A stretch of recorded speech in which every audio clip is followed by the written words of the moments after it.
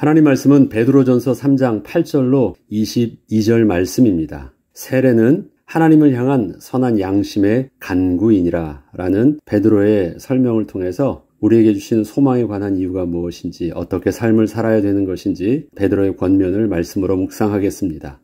오늘의 본문은 베드로 사도가 세례의 영적 의미를 설명하므로 하나님을 향한 선한 양심은 어떠한 것이며 또한 어떻게 선한 양심을 가지고 살아야 하는 것인지를 가르쳐주고 있습니다. 베드로전서 3장 21절에는 물은 예수 그리스도께서 부활하심으로 말미암아 이제 너희를 구원하는 표니 곧 세례라. 이는 육체의 더러운 것을 제하여 버림이 아니요 하나님을 향한 선한 양심의 간구니라. 베드로 사도는 물로 세례를 받는 것에 대하여 물은 단지 육체의 더러운 것을 제하여 버림이 아니요 하나님을 향한 선한 양심의 간구라고 정의하고 있습니다. 이것은 세례에서 사용하고 있는 물의 의미는 구약시대 율법에서 말하는 정결케 하는 예식의 용도로서의 그 물을 말하는 것이 아니라는 것이었습니다. 신약의 세례는 구약의 정결 예식과는 근본적으로 다른 것임을 말하는 것이었습니다. 그리고 그렇게 물로서 세례를 받는 것을 이전의 노아 시대에 하나님께서 노아에게 물로서 세상을 심판할 것을 미리 말씀하시고 방주를 짓게 하였던 그 사건을 예를 들어 설명을 하고 있습니다. 세례에 사용하는 물은 단지 육체의 더러움을 제거하기 위한 것이 아니라 바로 노아의 홍수 때 하나님의 말씀에 불순종했던 죄인들을 향하여 심판과 정죄의 용도로 사용한 그 물과 같은 것이었고, 다른 한편으로는 하나님의 말씀에 순종했던 노아와 그 가족들을 구원하여 주는 유일한 증표가 되었던 바로 그 물을 의미한다는 것이었습니다. 20절에 보면 그들은 전에 노아의 날 방주를 준비할 동안 하나님이 오래 참고 기다리실 때에 복종하지 아니하던 자들이라. 방주에서 물로 말미암아 구원을 얻은 자가 몇 명뿐이니 겨우 8명이라. 물은 상대적으로 두 가지의 의미가 있습니다. 하나는 구원의 증표요, 하나는 멸망의 증표라는 것입니다. 그들은 하나님께서 오래 참고 기다리실 때 복종하지 아니하던 죄인들이라고 합니다.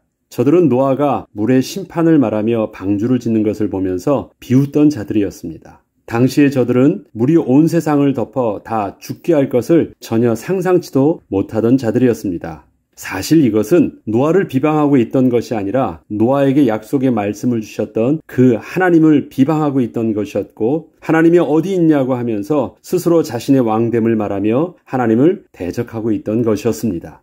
당시 그 시대 사람들의 모습을 창세기 6장은 이렇게 고발하고 있습니다. 당시의 땅에는 네피림이 있었고 그 후에는 하나님의 아들들이 사람의 딸들에게로 들어와 자식을 낳았으니 그들은 용사라. 고대의 명성이 있는 사람들이었더라. 여호와께서 사람의 죄악이 세상에 가득함과 그의 마음으로 생각하는 모든 계획이 항상 악할 뿐임을 보시고 땅 위에 사람 지으셨음을 한탄하사 마음에 근심하시고 이르시되 내가 창조한 사람을 내가 지면에서 쓸어버리되 사람으로부터 가축과 기는 것과 공중의 새까지 그리하리니 이는 내가 그것들을 지었음을 한탄함이니라 하시니라. 그렇다면 선한 양심의 간구를 표현하여 주는 것이 세례라고 한다면 선한 양심의 간구는 무엇일까요? 그것은 10절에 생명을 사랑하고 좋은 날 보기를 원하는 것입니다. 좋은 날은 바로 하나님께서 노아에게 약속하셨던 바로 그 심판의 날이었고, 이는 또한 예수님께서 다시 오실 것을 약속하셨던 재림의 날이었습니다. 이것은 노아에게 약속하셨던 물의 심판이 바로 예수 그리스도의 부활하심으로 말미암아 우리 또한 부활의 보증이 되어 구원하는 표와 같은 것임을 또한 증거하고 있는 것입니다. 이는 세상은 이 땅에서의 죽음이 모든 것을 다 끝내는 것처럼 여기고 그저 이 땅에서 죽지 않고 살기 위해 모든 악행이라도 다 일삼고 있지만 결국 모든 생명은 예수님께서 약속하신 대로 다시 오실 때 부활하여 거룩하신 하나님의 심판대 앞에 반드시 서게 될 것입니다. 이때 하나님의 거룩한 백성과 하나님의 말씀을 거부했던 죄인들은 실제적으로 구분되게 될 것이며 저들에게는 영원 형벌의 죽음이 기다리고 있을 것입니다.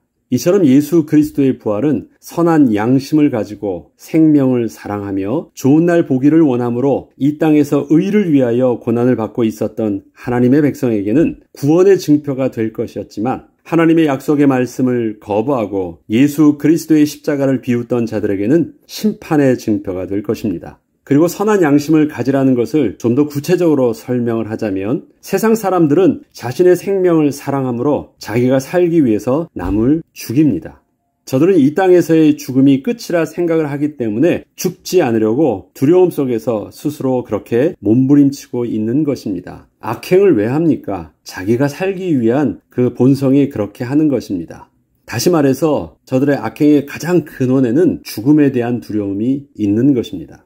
그러나 하나님의 약속은 예수 그리스도께서 부활의 첫 열매가 되사 그 증거를 보여주셨듯이 주님께서 약속하신 대로 다시 오실 때 모든 잠자는 자들이 다시 부활할 것을 말씀하셨습니다. 이는 이 땅에서의 죽음이 다 끝이 아니라 반드시 심판되시는 하나님 앞에 다시 서게 될 그 날이 올 것을 말씀하신 것이었습니다. 이것을 히브리서는 분명 이렇게 증거하고 있습니다. 한 번 죽는 것은 사람에게 정하신 것이요 그 후에는 심판이 있으리니. 이 말은 무엇입니까? 죽는 것이 다 끝이 아니라는 것입니다. 그 후에 다시 부활하여 하나님 앞에 서게 된다라는 것입니다.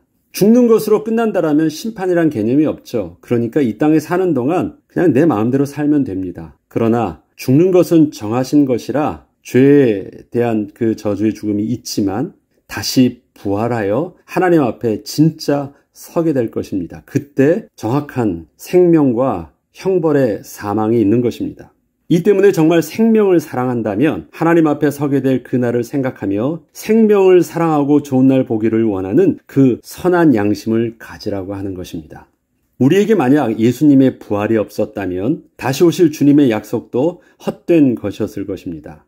그러나 주님께서 부활하심으로 우리의 부활을 증명하여 주신 것이 사실이라면 우리는 반드시 거룩하신 하나님 앞에 서게 될 것입니다. 때문에 우리는 이 땅에서의 삶을 마치 하나님 앞에서 하나님을 대면하듯 그렇게 거룩하고 진지하게 살 수밖에 없는 것입니다. 그 내용을 이렇게 베드로 사도는 권면하고 있습니다. 마지막으로 말하노니 너희가 다 마음을 같이하여 동정하며 형제를 사랑하며 불쌍히 여기며 겸손하며 악을 악으로 욕을 욕으로 갚지 말고 도리어 복을 빌라. 이를 위하여 너희가 부르심을 받았으니 이는 복을 이어받게 하려 하심이라. 그러므로 생명을 사랑하고 좋은 날 보기를 원하는 자는 혀를 금하여 악한 말을 그치며 그 입술로 거짓을 말하지 말고 악에서 떠나 선을 행하고 화평을 구하며 그것을 따르라. 주의 눈은 의인을 향하시고 그의 귀는 의인의 간구에 기울이시되 주의 얼굴은 악행하는 자들을 대하시느니라 하였느니라. 하나님 앞에 쓸 것이잖아요. 그것이 사실이라면 우리가 이 땅에서 어떻게 함부로 살 수 있겠습니까?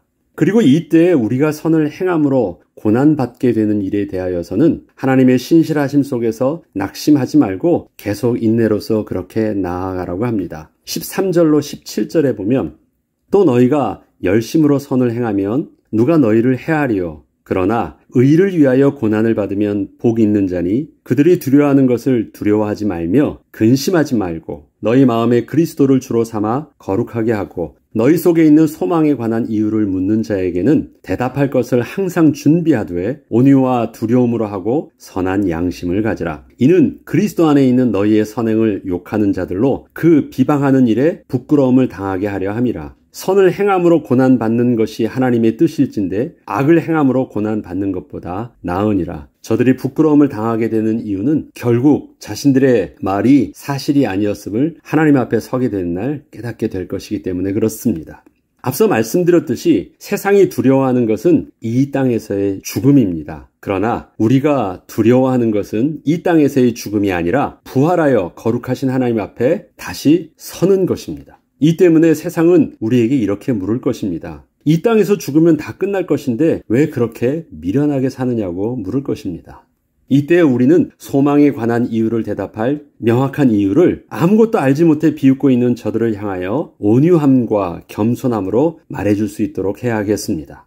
설령 우리를 무시하고 비웃는 저들을 향하여 감정적으로는 온유함과 겸손한 태도로 말할 수 없어 보여도 저들에게 들려주는 하나님의 마지막 구원의 메시지가 될 수 있기 때문에 우리는 그렇게 온유함과 겸손함으로 저들에게 소망에 관한 이유를 대답해 줄 수 있어야 하는 것입니다. 이처럼 그리스도인이 이 땅에서 선을 행한다는 것은 단지 세상을 향하여 봉사하며 착하게 사는 것을 말하는 것이 아닙니다. 우리는 내세에 소망이 있기에 우리의 삶을 하나님이 없는 것처럼 함부로 살지 않는 것입니다. 그리고 우리의 소망의 비밀을 온전히 증거하는 삶을 사는 것입니다. 이것이 복음을 전하는 것입니다. 이는 노아가 방주를 다 짓기까지 하나님께서 심판의 날을 연장하시며 기다리신 것처럼 이 땅에서 하나님께서 예비하신 백성이 다 구원받기까지 우리에게 맡겨주신 복음의 증거의 사명을 여전히 우리는 온전히 감당하며 사는 것입니다. 이때 우리에게 주어진 고난은 하나님 앞에서 아름다운 것이 될 것입니다. 그리고 하나님께서는 우리의 모든 삶의 수고와 그 고난을 다 계수하고 있을 것입니다. 그리고 우리의 모든 모습들을 격려하여 주시고 상급을 주실 것입니다. 오늘도 선한 양심을 가지고 주 안에서 소망에 관한 이유를 증거하는 삶을 또 그렇게 살아내는 하루가 되길 축복합니다.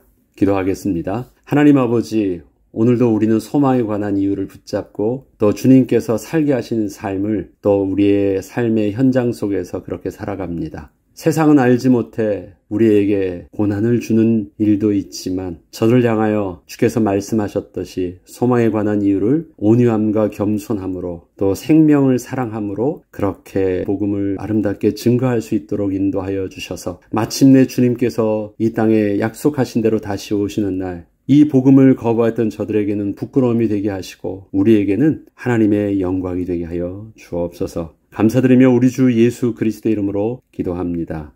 아멘.